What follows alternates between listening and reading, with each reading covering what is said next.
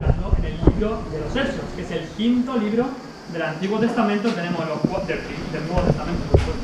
El quinto libro del Nuevo Testamento tenemos los 4 evangelios que hablan de la vida de Jesús, y después tenemos el libro de Hechos. No lo dijimos en la primera sesión, se me olvidó decirlo. El libro de Hechos, el autor es Lucas, el mismo autor que escribió el Evangelio de Lucas. Y en cierta manera el libro de Hechos es como la segunda parte, como avivamiento. Es lo que sucedió en el libro de Hechos. A mi parecer, lo que sucedió en el libro de Hechos es el mayor avivamiento que ha ocurrido o que ha habido en la historia. Aunque en una próxima sesión, cuando hablemos sobre la oración, hablaremos más sobre qué es el avivamiento, quizá podríamos definir el avivamiento como aquel momento cuando la presencia de Dios, a través de su Espíritu, pero la presencia del Dios verdadero inunda un lugar, inunda un grupo de creyentes, inunda un lugar o un pueblo o una ciudad o una nación entera. Y a lo largo de la historia hemos visto esas cosas pasar. Aquí en el libro de Hechos tenemos un caso extraordinario y un caso único sobre, yo diría, el mayor avivamiento que había, cómo empezó en Jerusalén pero se extendió a Judea y a Samaria, se extendió hasta lo último de la tierra, y todo lo llenaron, decía Pablo, que todo lo llenaron del Evangelio. Y al final, en el libro de Hechos, vemos que cómo los definía, cómo los enemigos del cristianismo, cómo los definían a estos cristianos, los definían como aquellos que trastornan el mundo entero. Y qué gozo que nos definieran así, que estamos trastornando el mundo entero, porque el mundo entero está en pecado, el mundo entero está en su propio pecado, y nosotros los estamos trastornando. Es el mejor trastorno que puede pasar, porque significa del pecado a la vida, de la muerte a la vida, del pecado a Cristo. Y por eso los definieron aquellos que trastornan el mundo entero. Un avivamiento comienza en los cristianos cuando se ponen en serio sobre la oración y se ponen en serio en su relación con Dios. Y esto es lo que vemos en el libro de Hechos. Se humillan, dejan aquellos pecados que han estado arrastrando por tiempo y le entregan toda su vida en el altar como un sacrificio aceptable a Cristo Jesús. Y a veces me pregunto si los cristianos de hoy en día realmente deseamos el avivamiento o no. De verdad deseamos con todo nuestro corazón que aquellos que están alrededor nuestra vengan a Cristo. Porque a veces por nuestra vida demostramos que no estamos tan interesados en eso. Estamos interesados en muchas otras cosas, en muchos hobbies, en muchas cosas que tenemos, en muchas ambiciones y sueños que tenemos. Pero cuando llega a la salvación de aquellos familiares, aquellos amigos, vecinos que están alrededor nuestra, como que no le damos tanta importancia como en realidad tiene. Porque es una cuestión de vida o muerte. Es una cuestión de que irán al infierno si no conocen a Cristo, o irán a estar toda la eternidad con Cristo en el cielo si se entregan a Él y si se arrepienten y creen en el Evangelio. Pero, como decía, para el avivamiento hay un precio que pagar, y es el precio de la entrega a Dios y la santidad. Y este precio los cristianos en Hechos estaban dispuestos a pagarlo. El avivamiento se extendió ahí en Hechos a toda la gente, no solo a esos 120 que fueron, que el Señor vino sobre ellos y el Espíritu Santo vino, sino que se extendió a toda la gente y las almas se convirtieron. Y es lo que pasa en los avivamientos. Las almas se convierten, y personas que no querían saber nada de Cristo ahora aman a Cristo y quieren saber más y más de Cristo. Personas que estaban en sus pecados y personas que estaban entregándose a todos los placeres que les daba el mundo, de repente ahora dejan todo eso y quieren servir a Dios y tienen un interés por Dios y por la palabra y por aprender más y por servir a Dios, dejando los pecados y viviendo en santidad. Y es exactamente lo que pasó en el libro de Hechos. Aquellos que habían clavado a Cristo en la cruz, muchos de ellos fueron salvos y ahora amaban a ese Cristo que habían clavado en la cruz.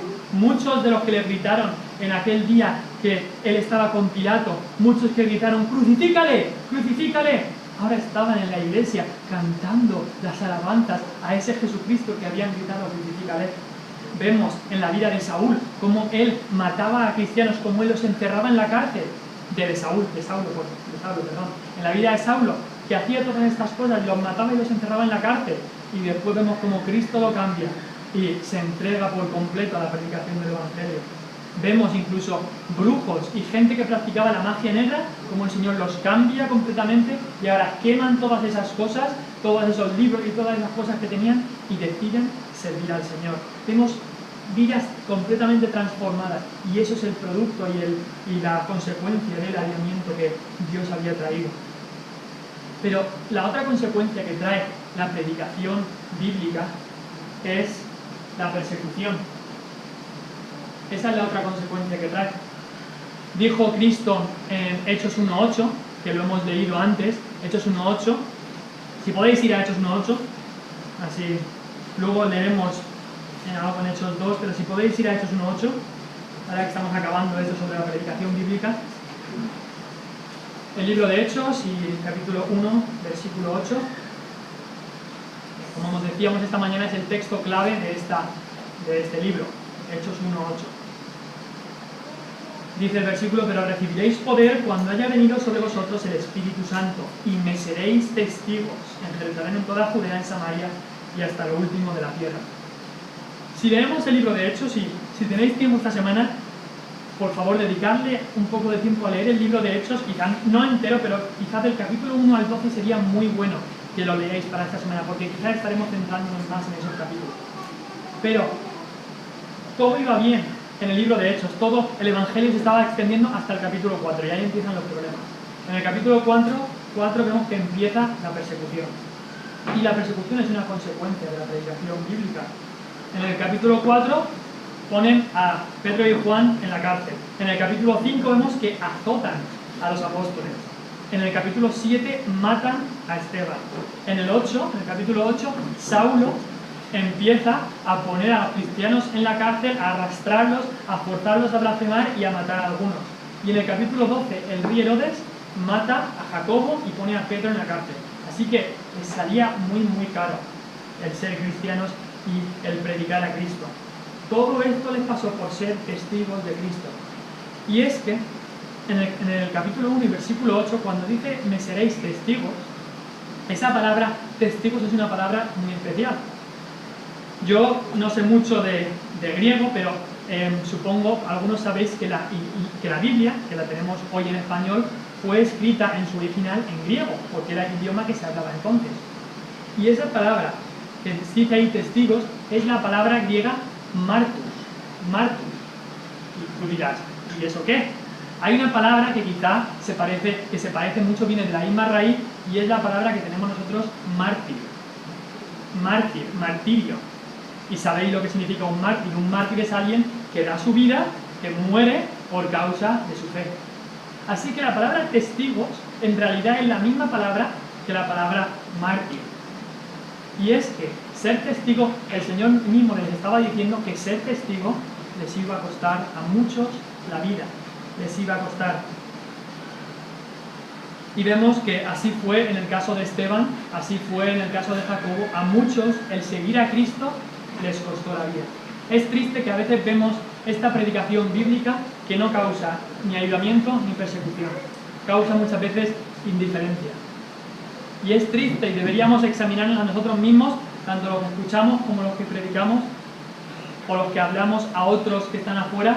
¿Lo estamos haciendo bien? Estamos también no solamente predicando, no solamente hablando el Evangelio a otros, sino también orando, inundando toda esa predicación, todo ese Evangelio de oración para que Dios obre en las almas.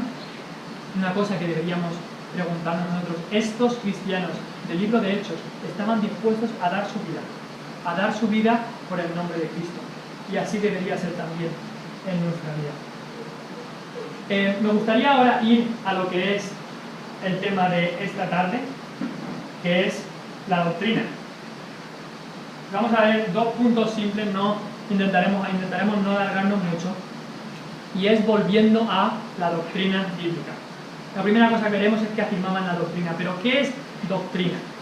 Volviendo a la doctrina bíblica. Cuando escuchamos la palabra doctrina, muchas veces pensamos como algo muy pesado, algo de una persona muy seria, muy aburrida, que empieza a hablar, y es algo que nos parece, qué aburrimiento, doctrina. Yo no quiero saber nada de doctrina, dice mucha gente ahora.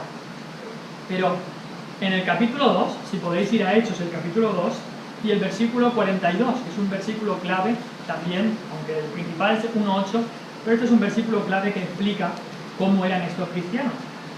Y en Hechos 2.42 Bueno, vamos a leer desde el capítulo 2 y el versículo 40. Y aquí está hablando de cómo Pedro predicaba. Y dice, y con otras muchas palabras, en el versículo 40, Pedro les testificaba y les exhortaba diciendo, sed salvos de esta perversa generación. Y es lo que hemos dicho desde que llegamos ayer. Si tú no conoces a Cristo, si aún no has tenido si no tienes esa relación con Cristo como tu Salvador, nuestro deseo hoy y en todo este campamento es que tú seas salvo. Tú seas salvo de tus pecados, que creas en Jesucristo como el único que te puede salvar, como aquel que vino del cielo para morir en la cruz por ti, y te conviertas, te arrepientas de tus pecados y creas en Cristo. La salvación es simple, simple, simple. Es solamente decir, Señor, yo no puedo, y tú lo hiciste todo. Señor, yo dejo de intentar hacer obras para ser salvo, y te dejo a ti, que tú me salves. Me arrepiento de mis pecados y creo en el sacrificio que Cristo vino aquí. Eso es así de simple, es ser salvo. Muchas otras personas hablan de muchas cosas que tienes que hacer para ser salvo, pero la Biblia dice, cree en el Señor Jesucristo y serás salvo. Así de simple. Pero eso es lo que dice en el versículo 40, ahí en el Hechos 2:40. El versículo 41 dice, así que los que recibieron su palabra fueron bautizados. Aquellos que se convirtieron en ese día fueron bautizados. Y se añadieron aquel día como 3.000 personas. 3.000 personas conocieron al Señor en ese día. Y luego el versículo 42 nos llena de gozo porque dice, y esos cristianos que acababan de conocer a Cristo perseveraban en la doctrina de los apóstoles, en la comunión unos con otros, en el partimiento del pan y en las oraciones. Y lo primero que se nombra es que perseveraban en la doctrina. Si lo pensamos ahora y muchas veces vemos nuestras iglesias, los recién convertidos muchas veces son como los que menos ganas tienen de la doctrina. A veces pasa eso, a veces son los que más desgraciadamente, pero todos recién convertidos y maduros, todos deberíamos tener unas ganas de la doctrina. ¿Por qué? ¿Qué significa doctrina? Doctrina viene de una palabra, es una palabra que es didaque, y es una palabra de donde viene didáctica o enseñanza. ¿Habéis escuchado de la palabra didáctica, que significa enseñar, enseñanza? Pues eso es lo que significa doctrina. Simplemente significa enseñanza. Y eso es en lo que perseveraban estos nuevos cristianos. No es ninguna cosa muy grande, muy profunda, es en la enseñanza de los apóstoles. Querían ser enseñados en Cristo, querían saber más de aquella persona que los había salvado, lo cual es normal. Si un chico se encuentra con una chica y le atrae, le gusta, ese chico va a querer saber más de esa chica. Es normal, es lo normal y lógico. Pues es lo mismo con estos cristianos. Cuando conocieron a Cristo, cuando Cristo los salvó, querían saber más, querían ser enseñados en la doctrina, en las enseñanzas de Cristo. Y es exactamente también lo que dijo Cristo. Cuando Cristo encomendó a los apóstoles y los envió, les dijo, id por todo el mundo y predicad el Evangelio a toda criatura. Y en Mateo 28:19 les dijo, por tanto, id y haced discípulos. Hacer discípulos significa enseñar, enseñándoles. No solamente predicar e irte, no, sino enseñarles poco a poco y enseñarles la doctrina de Cristo, las enseñanzas de Cristo. Y qué gozo nos da ver que estos cristianos, recién convertidos, ellos perseveraban. Eso significa que eran verdaderos cristianos, porque el verdadero cristiano va a perseverar en la doctrina. No va a decir por unos días, sí, Cristo, y luego se va al mundo y no vuelves a saber de él en toda su vida. El verdadero cristiano persevera en la doctrina, persevera en las enseñanzas de Cristo. Así que lo primero que nos gustaría ver es que estos cristianos que perseveraban, tenían perseverancia. Perseverar significa continuar en la doctrina, en la enseñanza, me refiero. Estos cristianos afirmaban esta doctrina. Eso significa que aceptaban esta doctrina y la creían en su corazón. Esta doctrina en la cual los cristianos perseveraban era la misma doctrina de Cristo. Aunque aquí dice que perseveraban en la doctrina de los apóstoles, era la que los apóstoles habían aprendido de Cristo. Cristo es el autor, el predicador y el tema de esta doctrina. El contenido de esta doctrina o de esta enseñanza, que es la paz que se puede tener por medio de Cristo, el perdón de pecados que se puede tener por medio de Cristo, la justicia que nosotros por medio de Cristo podemos ser vistos como justos delante de Dios. Ahora mismo nuestros pecados, antes de ser salvos, éramos injustos, éramos pecadores. Dios, que es el juez justo, iba a dictaminar sentencias y iba a decir, tú eres culpable de tu pecado. Pero por lo que hizo Cristo, ahora Cristo nos da su justicia a nosotros y nosotros le damos nuestro pecado a Él. Y qué gloriosa es esa enseñanza de que Cristo llevó nuestro pecado y nosotros nos llevamos su justicia. Cuando un cristiano de verdad piensa en esas verdades, nos debería de poner los pelos de punta de lo que hizo Cristo por nosotros. Y eso es parte del contenido de esta enseñanza o doctrina que se habla aquí. Y lo grandioso es que estos recién convertidos, estos niños en la fe que creyeron en Pentecostés, recibieron esta doctrina, esta enseñanza con gozo. No la rechazaban como muchos rechazan doctrina hoy. Mucha gente dice, háblame de Jesús, solo de Jesús, pero no me hables de doctrina. Pero no se dan cuenta que hablar de Jesús, hablar de quién es Jesús, es hablar de doctrina. Porque doctrina es enseñanza, y enseñar sobre Jesús es hablar sobre doctrina. Estos cristianos no se perdían una oportunidad de escuchar esta enseñanza, las enseñanzas de Cristo, las enseñanzas de Jesús. Y se cogieron fuerte a estas enseñanzas que habían recibido, aun cuando esto significaba que iban a sufrir persecuciones y aflicciones porque habían creído esta doctrina. Si podéis venir conmigo al libro de Romanos, es justo el libro después de Hechos. El libro de Romanos y el capítulo 10 y el versículo 9. Y si alguien por favor puede leer ese texto. Romanos 10 y el versículo 9. Que si confesares con tu boca que Jesús es el Señor y creyeres en tu corazón que Dios le levantó de los muertos, serás salvo. Muy, muy claro lo dice ese texto. Si confesares con tu boca que Jesús es el Señor y creyeres en tu corazón que Dios le levantó de los muertos, serás salvo. Y eso era lo que hacían estos cristianos. Afirmaban esta enseñanza de Cristo.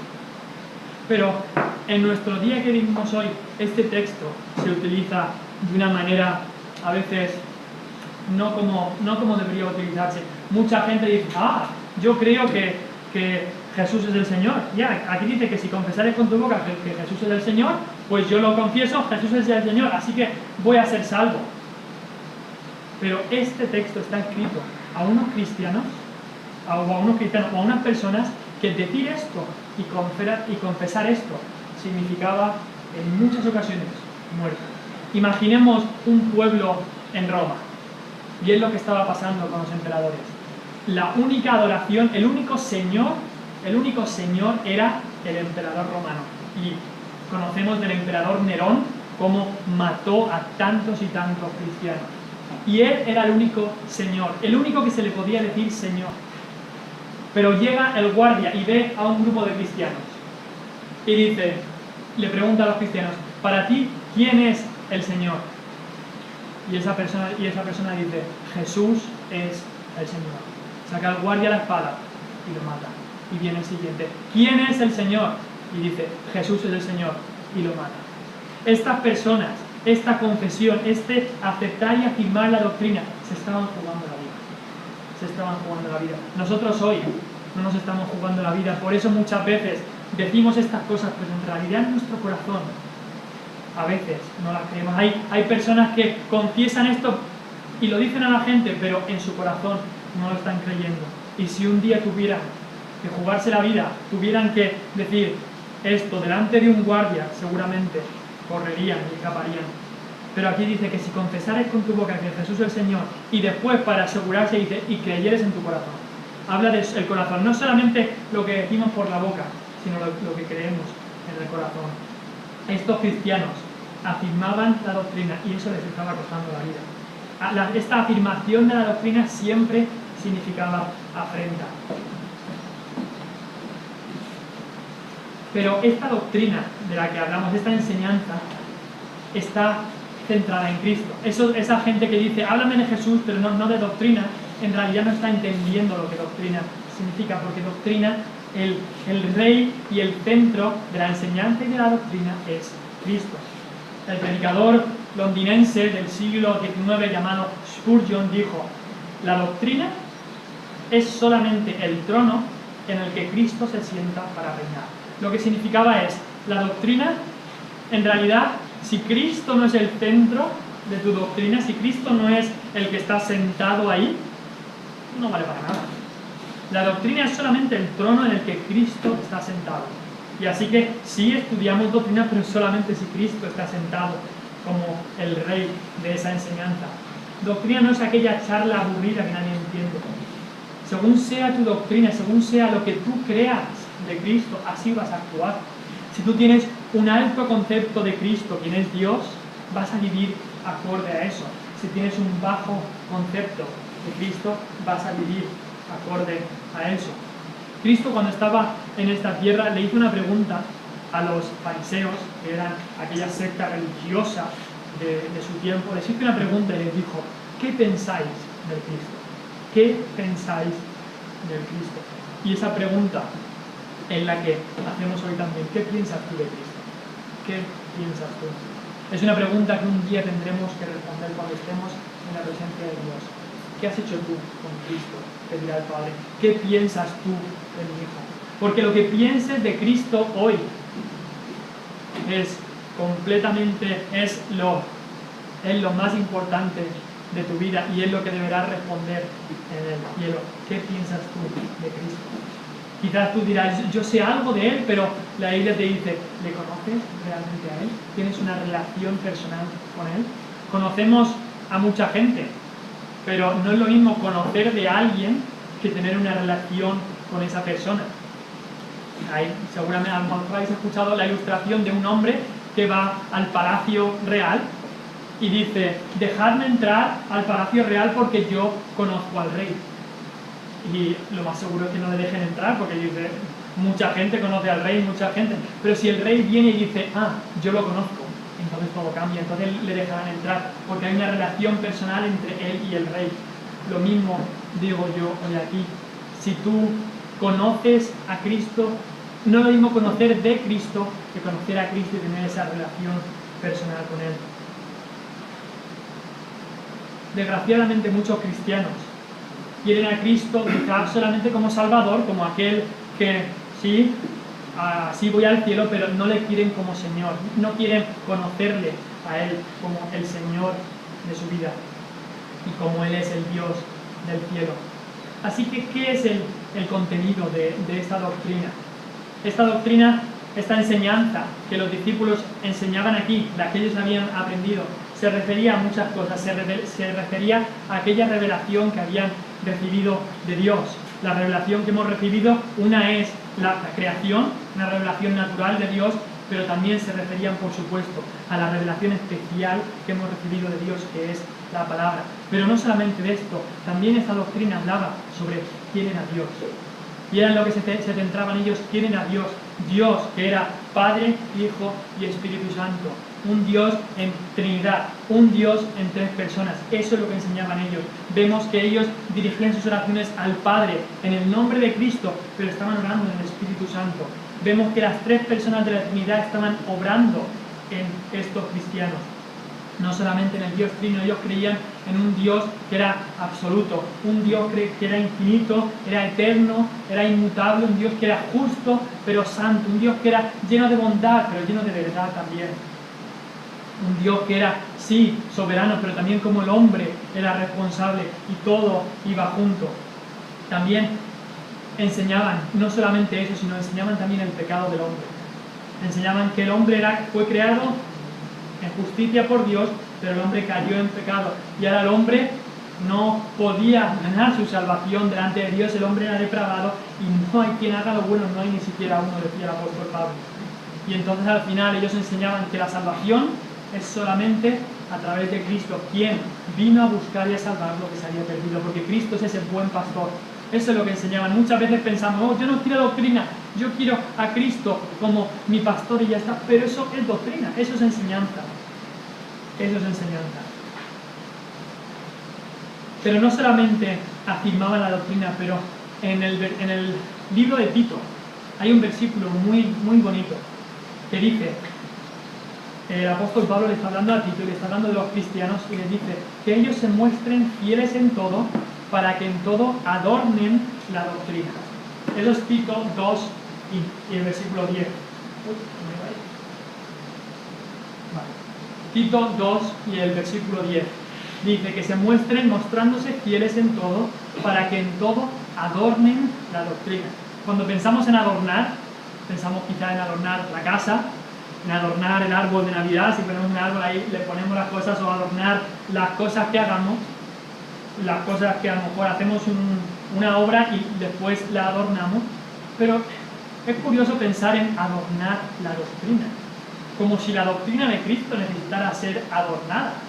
Pero si la doctrina de Cristo es gloriosa, ¿cómo necesita ser adornada? Pero lo que se refiere el apóstol aquí es que nuestras vidas pueden ser o un adorno para la doctrina de Dios, o pueden ser también algo que afee, algo que haga la doctrina de Cristo parecer algo que no sea lo que realmente es.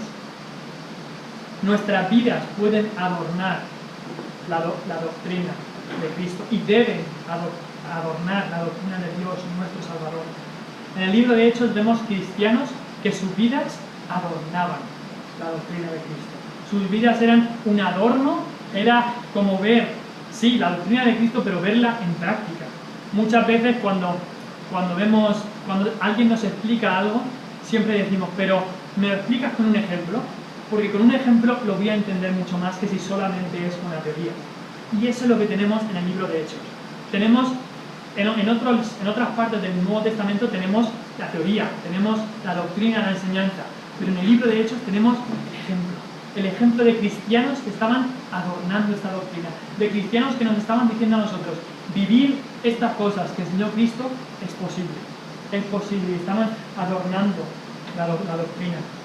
Desgraciadamente, muchas veces no vemos eso en nuestra sociedad e incluso en nuestras iglesias. ¿Cuántas personas han dejado la fe o se han apartado de Cristo porque han visto a cristianos, personas que se denominaban cristianos pero que eran hipócritas, que no eran cristianos en realidad, y por ver a estas personas otros se han desviado de la fe? ¿Por qué? Porque no estaban adornando la doctrina, sino justo lo contrario. Estaban afeando y haciendo a otros desviarse. Lo que me gustaría que nos quedáramos en esta tarde es que tu doctrina, es decir, lo que piensas tú de Cristo, lo que piensas tú de Dios, siempre va a afectar tu vida práctica. No puede ser que tú creas algo aquí, en tu mente, que tú entiendas algo en tu mente y que luego vivas de manera diferente. Lo que tú creas sobre Cristo va a afectar en tu vida práctica.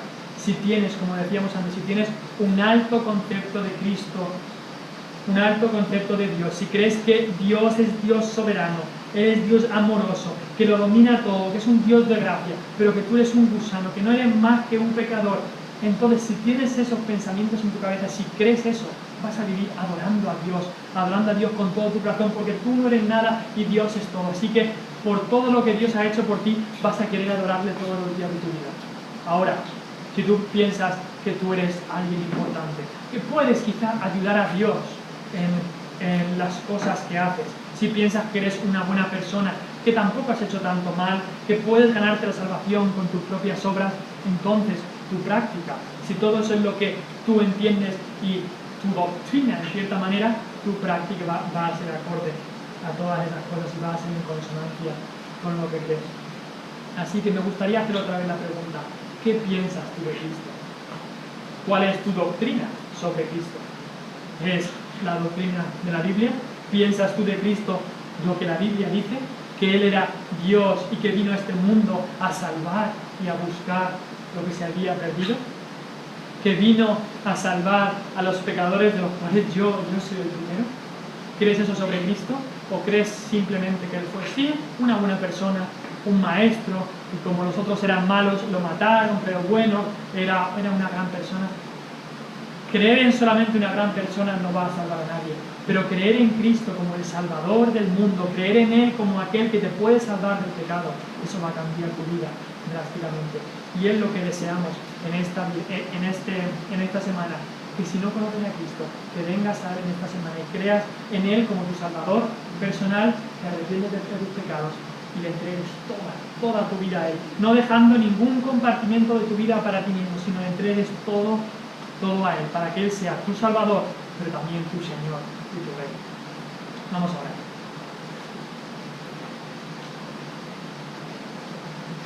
Nuestro Señor y nuestro Salvador, te damos gracias por la doctrina de Cristo.